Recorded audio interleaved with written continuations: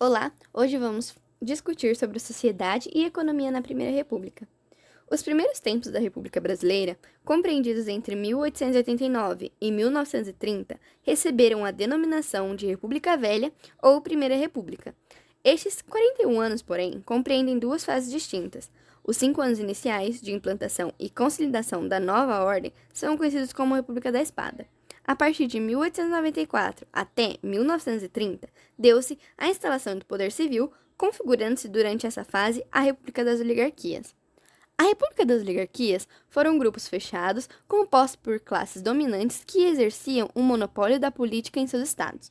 O período que vai da posse de Prudente de Moraes até a Revolução de 1930, predomínio da oligarquia paulista. A política dos governadores foi o compromisso entre o governo federal e os grupos oligárquicos estaduais. Estes gozariam da ampla autonomia e, em troca, dariam total apoio ao governo federal, com seus deputados e senadores. Somente candidatos que apoiassem as oligarquias situacionistas seriam empossados. Os oposicionistas eram degolados, ou seja, impedidos de assumir o mandato. Garantia a supremacia do Executivo Federal sobre o Legislativo e, ao mesmo tempo, consolidava o poder das oligarquias estaduais. No coronelismo, a atuação de chefes políticos locais, geralmente grandes proprietários que controlavam seus currais eleitorais, garantindo assim a vitória de seus candidatos por meio do voto cabresto, numa relação de clientelismo político com seu eleitorado. O voto a descoberto facilitava o controle pelo coronel.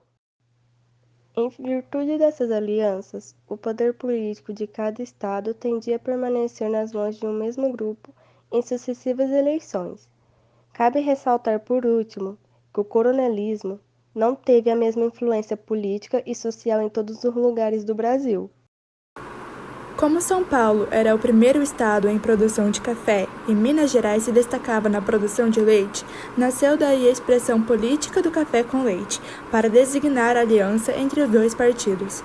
Essa aliança, visando ao controle da sucessão presidencial, apresentava como bases o poder econômico dos estados, a união de interesses de seus representantes políticos e uma maior representatividade na Câmara dos Deputados. Para garantir os interesses dos cafeicultores, compravam e armazenavam produtos a fim de manter artificialmente o preço dos produtos. Além disso, essa política valia-se da desvalorização da moeda, da contração de empréstimos externos e das emissões constantes. A produção agrícola brasileira destinada à exportação, como a do açúcar, do algodão, da borracha e do cacau, sofreu neste período a concorrência de outros países. Assim, as exportações brasileiras acabaram se concentrando em um único produto, o café. A inexistência de uma justiça eleitoral permitia a prática de todo tipo de fraude para assegurar a vitória de seus candidatos. No Convênio de Taubaté, em razão da superprodução de café e da queda dos preços no mercado internacional, os cafeicultores exigiram do governo a valorização do produto. O governo deveria intervir no mercado, comprando e estocando os excedentes da produção para estabilizar o preço no mercado mundial. O acordo foi firmado com os governos dos estados de São Paulo, Minas Gerais e Rio de Janeiro, e posteriormente aceito em âmbito federal pelo presidente Afonso Pena. A socialização das pedras, enquanto se garantia o lucro da elite, a população é que acabava pagando pelos prejuízos. O boom da borracha foi uma crescente procura do látex para o uso industrial que levou a um aumento das exportações do produto, que entre 1910 e 1912 quase alcançou o café. Fortunas se acumularam-se na região amazônica, bem como o desenvolvimento de algumas cidades. Exemplifica esse crescimento o Teatro de Manaus. A concorrência com o Oriente e a borracha sintética levaram à decadência desse produto. Durante a Primeira Guerra Mundial, surgiram as condições para a criação de indústrias no país. O aumento de exportações de matérias-primas, a dificuldade de importar dos tradicionais fornecedores, a grande disponibilidade de mão de obra e de capitais externos e internos para investimentos. O setor industrial que se desenvolveu neste momento foi de bens de consumo. A industrialização do Brasil seguiu o modelo da substituição das importações pela produção local. Em 20 de julho de 1910, foi criado o Serviço de Proteção aos Índios, SPI. Para dirigir o SPI, foi convidado o militar Cândido Rondon. Com a criação do SPI, o governo federal assumia a tarefa de lutar contra o extermínio dos povos indígenas e pacificar os conflitos entre os indígenas e os outros segmentos da sociedade nacional. Apesar do empenho de alguns funcionários, o SPI não teve apoio suficiente para impedir a exploração de mão de obra indígena e a invasão de suas terras.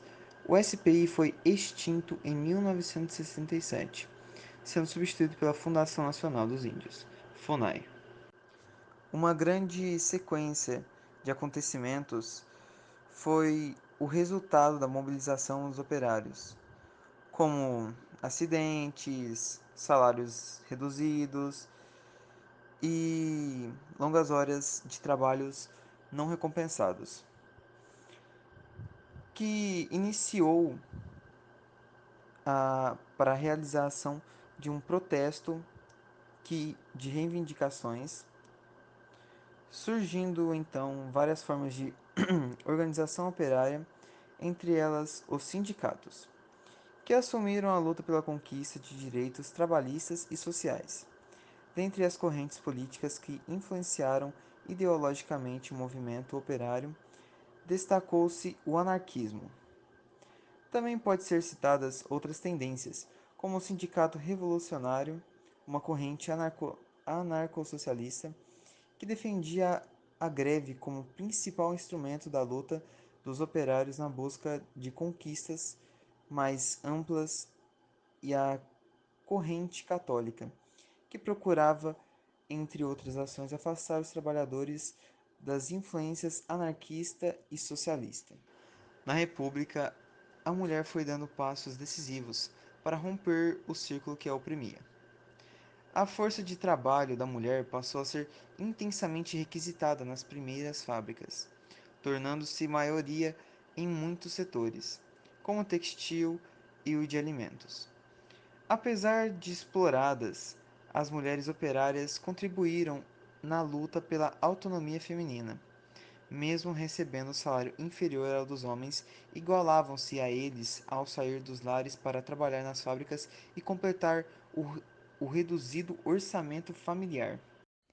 Em julho de 1917, foi organizada em São Paulo a primeira greve geral da história do Brasil, provocada pelo descontentamento dos operários com as condições de trabalho às quais estavam submetidos. As manifestações dos operários em passeatas pelas ruas, provocando muitos conflitos com a polícia, e em um deles, em 9 de julho, o sapateiro anarquista José Martinez, de 21 anos de idade, morreu baleado. E depois disso ter acontecido, a greve acabou se tornando geral.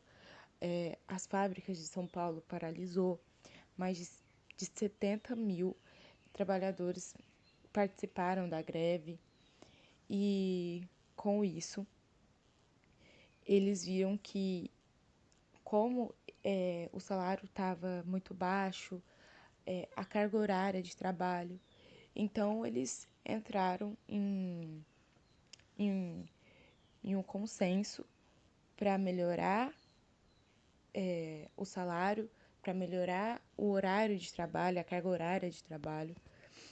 E com isso, as pessoas voltaram a trabalhar normal, mas eles prometeram uma coisa, mas não cumpriram certinho. E suas origens estão ligadas ao capitalismo tardio e selvagem, bem como a influência do anarcassindicalismo, anarquismo e socialismo entre os operários. Conduzida pelos anarcossindicalistas, a greve teve caráter reivindicatório, paralisando São Paulo e espalhando-se por várias cidades brasileiras, e o movimento foi duramente reprimido pelas forças do governo. Em 1922, apoiado pelos líderes operários, foi fundado o Partido Comunista do Brasil, PCB, inspirado na vitória dos comunistas na Revolução Russa de 1917. O Partido Comunista foi considerado ilegal pelas autoridades judiciárias logo após sua fundação, mas continuou a existir clandestinamente. A luta operária também se manteve atuante. Para as elites políticas e econômicas do país, as manifestações operárias não passavam de baderna. Exemplo disso deu o último presidente da Primeira República, Washington Luiz, quando disse que a questão social do Brasil era caso de polícia. Assim, até o final desse período, os protestos dos trabalhadores não mereceram a devida atenção da maioria dos empresários e dos políticos, que tratavam a questão por meio do uso da violência policial.